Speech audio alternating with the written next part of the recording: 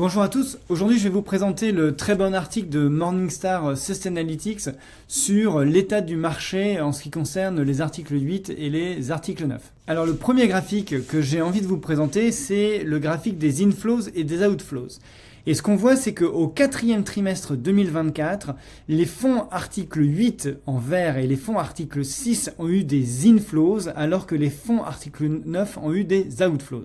Grosso modo, les fonds article 8 ont gagné 50 milliards et les fonds article 9 ont perdu 7 milliards. Alors si on se demande maintenant quels sont les fonds article 8 qui ont eu le plus d'inflows, eh bien ce sont les fonds article 8 qui ont un pourcentage d'investissement durable entre 0,1% et 20%. Ce qui est assez intéressant de voir, c'est que les fonds article 8 qui n'ont pas d'investissement durable ont des outflows, alors que les fonds article 8 qui ont une proportion de leurs fonds d'investissement durable ont plutôt des inflows.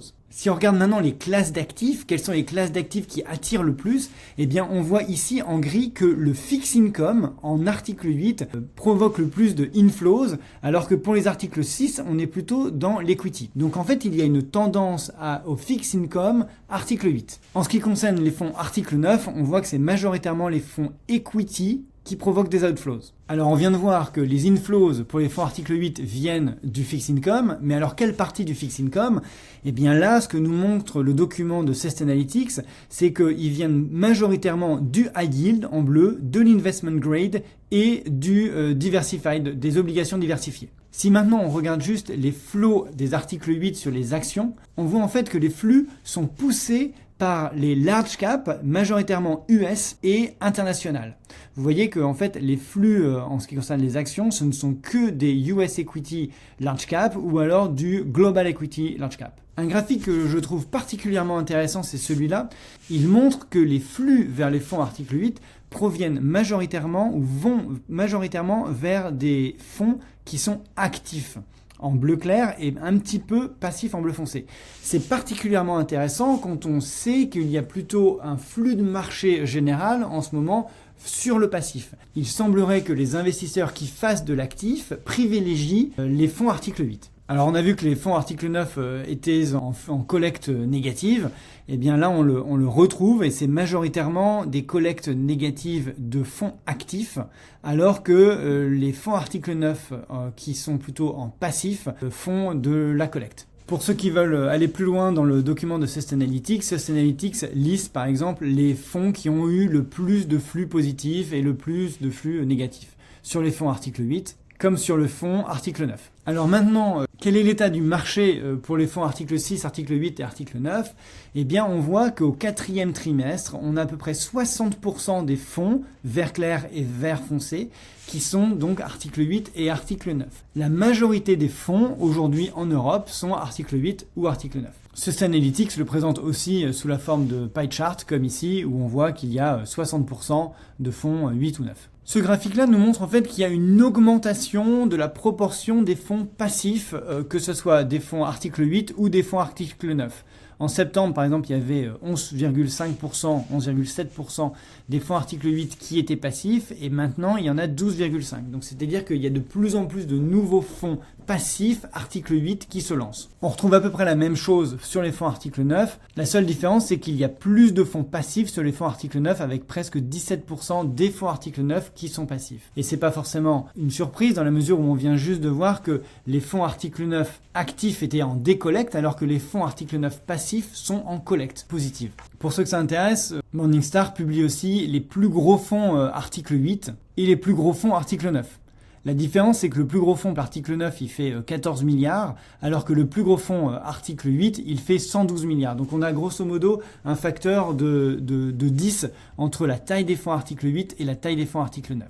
Je rappelle, les fonds article 9, ce sont les fonds qui ont un objectif d'investissement durable. Sur ce graphique, on voit que la majorité des fonds article 9 sont des fonds equity, alors qu'il n'y a que 50% des fonds article 8 qui sont equity et à peu près 35% qui sont fixed income. Alors si on regarde les fonds par catégorie d'investissement, ce qui est intéressant de voir, c'est que par exemple, il y a 10% des fonds qui sont Global Equity Large Cap qui sont article 9, alors qu'il n'y a par exemple que 3% des fonds Sovereign Bonds qui sont article 9. Donc on voit qu'il y a quand même une distinction de catégories en fonction de la typologie d'actifs et en fonction des investissements, car il est probablement, en tout cas c'est ce qu'on voit, plus facile de faire de l'article 9 sur du Global Equity que de faire de l'article 9 sur de l'US Equity. Vous voyez, il n'y a que 4% d'article 9 dans le US Equity, alors qu'il y en a 10% sur le global. C'est exactement la même chose sur les fonds article 8. Vous voyez par exemple que dans l'investment grade, vous avez 64% des fonds qui sont article 8, alors que dans les sovereign bonds, vous avez que 41% des fonds qui sont article 8. Donc il est plus facile pour des fonds d'être classés article 8, ou en tout cas les sociétés de gestion classent plus facilement leurs fonds article 8 sur des investment grade que sur des sovereign bonds. Morningstar détaille aussi tous les trimestres le nombre de fonds qui ont été lancés, et donc on voit par exemple qu'il y a 180 fonds article 8 qui ont été lancés au 4e trimestre 2024 et contre 14 fonds article 9. Et 143 fonds article 6. Si on regarde en pourcentage maintenant, on remarque qu'il y a 53% du marché qui sont des lancements article 8, donc pratiquement un petit 60% de fonds qui se lancent qui sont soit 8 ou soit 9. Donc là, quelque part, on arrive à une certaine convergence entre où est le marché aujourd'hui, à peu près 60% de fonds article 8 et 9, et aussi les lancements qui représentent aussi à peu près 60% de fonds article 8 et fonds article 9. Normalement, on est sur quelque chose qui se stabilise. Si on regarde maintenant la fermeture des fonds au cours du 4e trimestre 2024, on voit qu'il y a eu 276 fonds article 6 qui se sont fermés contre 158 fonds article 8. Donc proportionnellement, il y a plus de fonds article 6 qui se sont fermés que de fonds article 8. On le retrouve justement sur ce graphique où l'on voit qu'il y a 61% des fonds qui se sont fermés qui sont article 6. Alors je vais faire une vidéo dédiée au fund naming et à ce que Morningstar publie comme information, mais je vous en montre juste un graphique. On voit ici qu'il y a 141 fonds qui ont changé de nom en 2024. Ils ont changé de nom parce qu'ils ne respectent plus forcément ce que demande l'ESMA. Et donc sur les 141 fonds qui ont changé de nom, il y en a 45 qui ont ajouté un terme ESG, il y en a 71 qui ont enlevé un terme ESG, c'est les fonds en rouge, et il y en a 25 qui ont changé de mot ESG par un autre, par exemple durable par transition, ou environnement par durable, ou whatever. J'en dis pas plus sur le fund naming, qui est très bien résumé par ce tableau-là, parce que la prochaine vidéo sera sur ce sujet-là. Mais vous avez quand même des graphiques très intéressants dans le document, si vous voulez aller les voir dès maintenant. Une chose que j'ai trouvée particulièrement intéressante dans ce document, c'était les engagements des fonds par rapport à la réalité. Je m'explique. Si vous regardez par exemple les fonds article 9, il y a 40% des fonds article 9 qui disent qu'ils vont avoir entre 90% et 100% d'investissement durable. Et vous voyez qu'en fait, dans la réalité, il y a à peu près 82% des fonds article 9 qui ont plus que 90% d'investissement durable. Donc en fait, dans les prospectus, les sociétés de gestion sont très conservatrices par rapport à leur objectif à atteindre en termes d'investissement durable.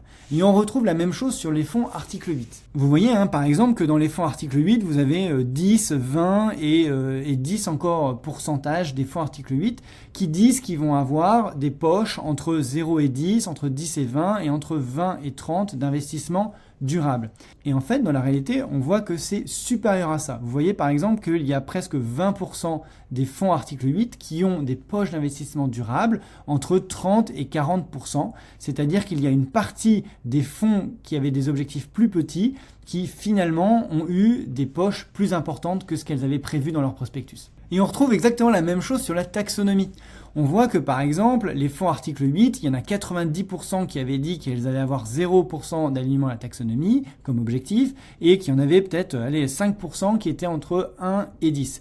Et dans la réalité, on voit que finalement, il n'y a que 60% des fonds qui ont une taxonomie alignée à 0% et qu'il y a plus de 30% des fonds article 8 qui ont un alignement à la taxonomie supérieur à 0,1%. Donc là encore, les sociétés de gestion sont conservatrices dans ce qu'elles vont annoncer, alors qu'elles publient des chiffres plus importants que ce qu'elles mettent dans leur prospectus, et en particulier dans leurs annexes SFDR. Finalement, si on résume et qu'on revient sur la première page du document de Morningstar Sustainalytics, on peut conclure qu'il y a des inflows sur les articles 8, mais des outflows sur les articles 9, qu'il y a eu 52 milliards de nouveaux capitaux qui sont arrivés sur les fonds article 8 et qui proviennent majoritairement vers des fonds fixed income. vous vous souvenez. La sortie des fonds article 9 représente 7,3 milliards, ce qui est largement supérieur au trimestre précédent où ils avaient eu 3 milliards d'outflows.